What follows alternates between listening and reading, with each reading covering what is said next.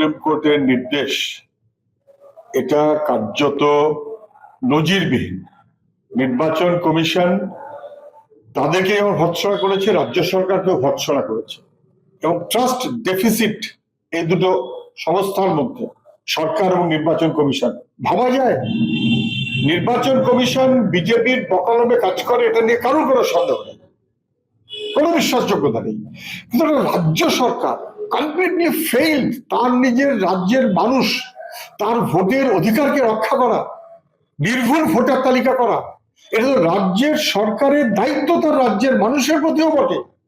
কিন্তু রাজ্য সরকার এমন অসভ্যতা করতে থাকলো, এমন অপদার্থতা করতে থাকলো, এবং এমন মিথ্যা পর করতে থাকলো, যেখানে বোঝা গেল যে নির্ভুল ভোটার তালিকা তার কাজ নয়, এবং ধরা পড়ে গেল। আজকে সেই কারণে রাজ্য সরকারের কার্যত তাদের যেটা করার কথা সুপ্রিম কোর্ট বলা সত্ত্বেও, ইয়ারোদের দায়িত্ব এসব বলার পরেও তারা ফেল করছে, ডিও, ইয়ারো এটসেট্রা, তারা কেউ ডিএম, কেউ বিডিও ইত্যাদি। আজকে সুপ্রিম কোর্ট জুডিশিয়ারিকে বলল দায়িত্ব নিতে। ভাবা যায় এক্সিকিউটিভ ফেল করলো বলে জুডিশিয়ারিকে দায়িত্ব নিতে হলো? আচ্ছা, রাজ্যের সরকার কোনো মান সম্মান থাকে? এবং আমি জানি না জুডিশিয়ারির এটা সাধারণ কাজের মধ্যে পড়ে না, তাদের হাতে ছেড়ে দেওয়ার মধ্য দিয়ে রাজ্য সরকারের অপদার্থতার জন্য রাজ্যের মানুষের ভোটের অধিকারটা কিভাবে বিলম্বিত হবে, এবং বিলম্বিত হবে এটা স্পষ্ট হয়ে যাচ্ছে। এটা ভয়ঙ্কর। রাজ্যের মানুষের প্রতি বিরুদ্ধে রাজ্য সরকারের চূড়ান্ত অপদার্থতা নজির।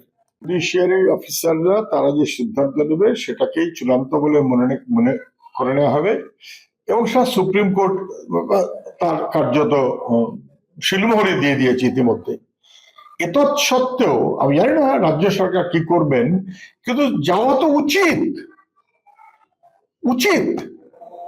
প্রায় 1,50,52,00,000 মানুষ, তার মধ্যে 30-32 লক্ষ আনম্যাপড, বাকিটা নানান ডিসক্রিপেন্সি তার মধ্যে পড়ে গেল, এবং তার মধ্যে সরকার অফিসার দিতে পারলো না, ওরা মাইক্রো অবজারভার দিল। অন্যান্য রাজ্যে সরকার অফিসার দিয়েছে, মাইক্রো অবজারভারের কোয়েশ্চেন আসেনি, রাজ্য সরকার ফেল করেছে বলে মাইক্রো অবজারভার, এবং তারপর তাই নিয়ে নানান রকম, এবং কথায় কথায় এই আরো তাদেরকে সাসপেন্ড করে দিচ্ছে উইদাউট শোকজ। এই একটা এমন ভয়ের পরিবেশ তৈরি করেছে। এখন কয়েক লক্ষ মানুষের এখনো আপলোডিং বাকি। কখন আপলোড হবে, কি করে আপলোড হবে? তারপরে যেগুলো রিভিউ করতে বলেছে সেগুলো রিভিউ না করে নাকি ডিওরা ছেড়ে রেখেছে। ফলে কার্যত এই রিভিউ না করার কারণে রাজ্য সরকারের কার্যত রাজ্যের মানুষের ভোটের অধিকার কি বিড়ম্বনায় পড়বে? কয়েক লক্ষ মানুষ বিড়ম্বনায় পড়বে।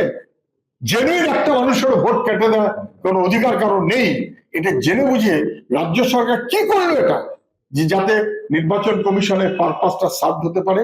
আমি জানি না, প্রয়োজনে কোর্টে যাওয়ার সুযোগ থাকলে অবশ্যই যাওয়া উচিত। মুখ্যমন্ত্রী তো বলেছিলেন ইন্টারন্যাশনাল কোর্টে যাবেন, যাওয়া উচিত।